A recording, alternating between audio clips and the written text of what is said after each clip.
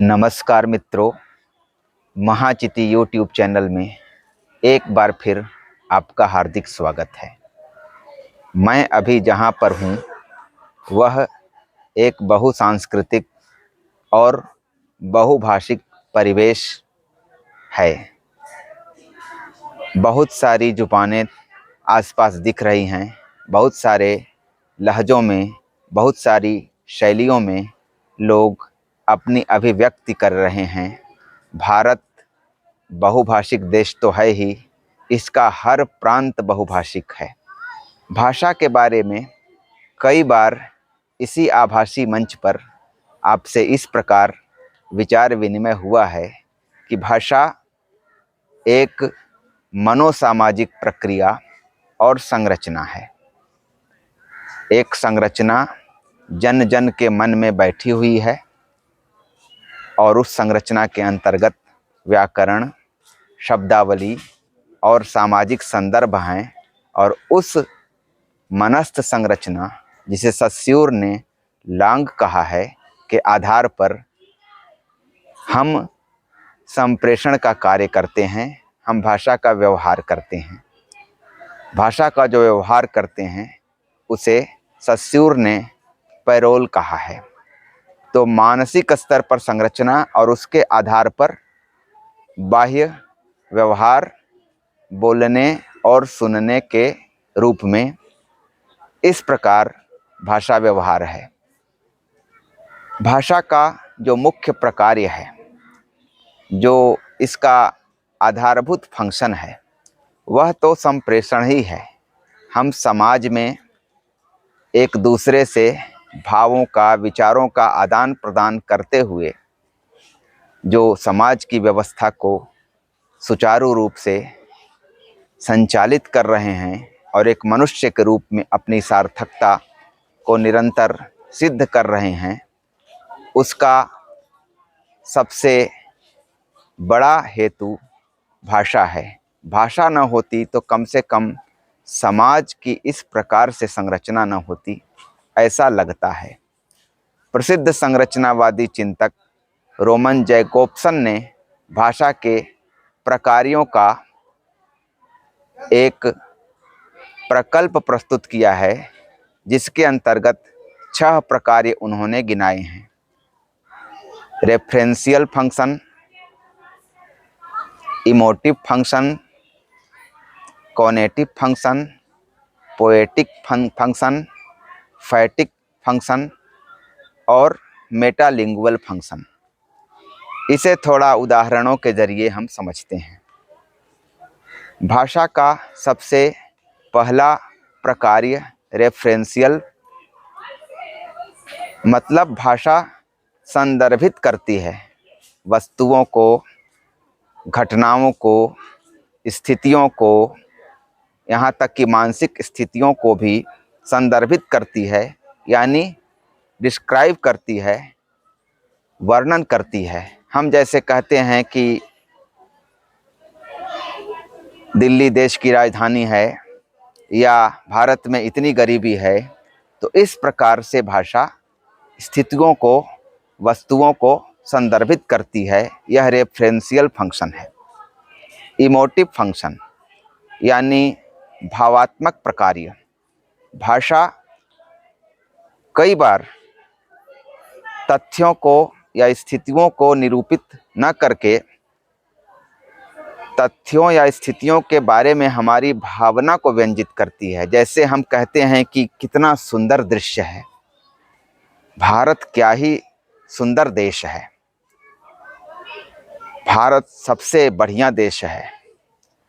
तो ये सब वाक्य तथ्यगत रूप से सही नहीं होते। इससे इन सब वाक्यों से पता चलता है कि हमारी भावना क्या है अमुक स्थिति या अमुक तथ्य के संदर्भ में। तो भाषा का यह भावात्मक प्रकार्य है, इमोटिव फंक्शन। भाषा का एक प्रकार्य कॉग्निटिव है। कई बार देखते हैं कि भाषा के माध्यम से हम किसी व्यक्ति को या व्यक्तियों के समूह को मोटिवेट करते हैं, अभिप्रेरित करते हैं या प्रेरित करते हैं या सीधे सीधे आदेश देते हैं, रोहिणी इधर आओ, श्याम रोटी पकाओ, तो इस प्रकार की अभिव्यक्तियां जो हैं वो कॉग्निटिव फंक्शंस में आती हैं। इसके बाद पोएटिक फंक्शन, काव्यात्मक प्रकार्य। भाषा का जो साहित्य में या काव्य में उपयोग होता है तो वह काव्यात्मक प्रकार्य है। हम जानते हैं कि एक तो हम दैनंदिन जीवन में भाषा का प्रयोग करते हैं जिसमें शब्द और अर्थ का संबंध नियत होता है कि जो शब्द है उसी का जो शब्दकोशीय अर्थ है उसके संदर्भ में भाषा कार्य करती है। जैसे एक गाय चर रही है या कार्यालय में जो हम भाषा का प्रयोग कर रहे हैं उसमें जो शब्द है और अर्थ है उसका एक निश्चित संबंध है। लेकिन काव्य के धरातल पर जाकर भाषा एक कल्पना मूलक स्वरूप ग्रहण करती है। भाषा का कल्पना मूलक प्रयोग होता है काव्य में या सौंदर्य मूलक प्रयोग होता है। तो साहित्य में जो भाषा का उपयोग होता है, हिमगिरी के उत्तुंग शिखर पर बैठ शिला की शीतल छाह, एक पुरुष भीगे नयनों से देख रहा था प्रलय प्रवाह। कामायनी की जो ये पंक्तियां हैं, प्रारंभिक पंक्तियां, इन्हें आप देखें तो बिंबात्मक भाषा में इन पंक्तियों को रचा गया है। इससे एक इमेज बनता है। काव्य की भाषा बिंबात्मक होती है। तो भाषा का काव्यात्मक प्रकार्य है।